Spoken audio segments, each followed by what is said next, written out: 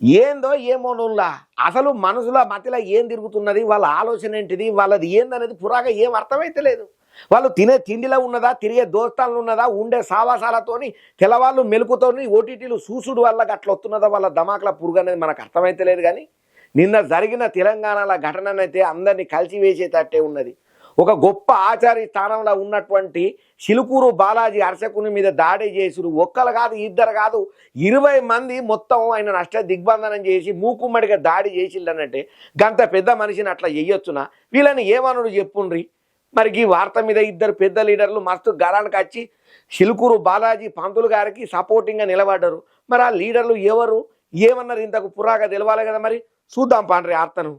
ఇక నిన్న జరిగినటువంటి దాడిలో చిలుకూరు బాలాజీ ఆలయ ప్రధాన అర్చకుడు రంగరాజన్ను మాజీ మంత్రులు KTR sir, Savitha Indra Reddy madam, Srinivas Goud sir పరామర్శన చేసిల్లయ్యా. రంగరాజను ఆయన కొడుకులకైతే బాగానే దెబ్బలు తాకినాయట. ఇక ఈ కేసులో ప్రధాన నిందితుడు వీర రాఘవరెడ్డిని పోలీసులు అరెస్టు ఆల్రెడీ చేసిండ్రట. మిగతా వాళ్ళ కోసం కూడా పోలీసులు గట్టిగానే ఎతుకులాడుతున్నారట. ఇక ఆయన ఆరోగ్య పరిస్థితిని అట్లనే దాడి జరిగిన విషయాలను కూడా వివరంగా తెలుసుకున్నాడు. ఈ తెలంగాణలో గింత బహిరంగంగా ఒక పూజారి మీద గింత దౌర్జన్యంగా దాడి జరుగుతా అంటే అసలు సర్కార్ ఏం చేస్తున్నది, రియాక్ట్ కావాలి కదా. ఇప్పటి వరకు ఎందుకు రియాక్ట్ కాలేదని చెప్పి సూటి ప్రశ్న వేసిండు సర్కార్కు. ఇంక అంతనే కాకుండా రంగరాజన్ సార్కు నేనున్నా, ఎంత దూరమైనా పోతా, మీకు ఏం జరిగినా నేను మీకు అండగా నేను నిలబడతా, పోరాడతానని చెప్పి భరోసా కూడా ఇచ్చిండు. అసలు ఎక్కడ ఎటువంటి టైంలలో ఇటువంటి మళ్ళా రిపీట్ కాకుండా ప్రభుత్వం కఠిన చర్యలు తీసుకోవాలి. దోషులు ఎసొంటోళ్ళైనా సరే, ఎంత పెద్దోళ్ళైనా సరే ఉపేక్షించకుండా తగు చర్యలు తీసుకోవాలని చెప్పి కూడా ప్రభుత్వాన్ని కోరిండు కేటీ రామారావు సారు.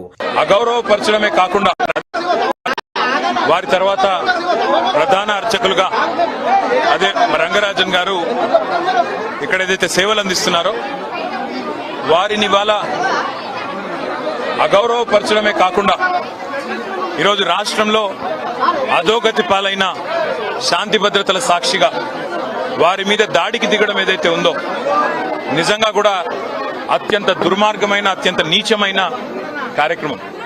ఇది ఎవరు చేసినా, ఏ పేరిట చేసినా, ఏ ఎజెండాతో చేసినా శాంతి భద్రతల విషయంలో మాత్రం ఉక్కుపాదంతో వ్యవహరించాల్సిన బాధ్యత రాష్ట్ర ప్రభుత్వం మీదనే ఉంటుంది. ఇక చిలుకూరు బాలాజీ ఆలయ ప్రధాన అర్చకుడు రంగరాజన సారు మీద దాడి జరుగుడు చాలా దురదృష్టకరం.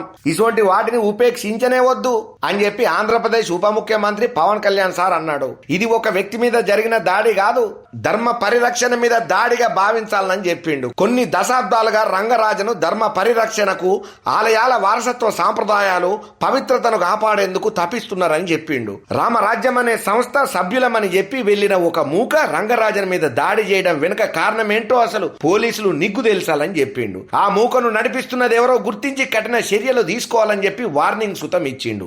ఈ దాడిని తెలంగాణ ప్రభుత్వం తీవ్రంగా పరిగణించాలని చెప్పి కూడా అన్నాడు. అయినా ఏందో ఏమోనోలాగా పెద్ద ఆయన మీద చెయ్యి చేసుకుంటే ఏమవుతుంది?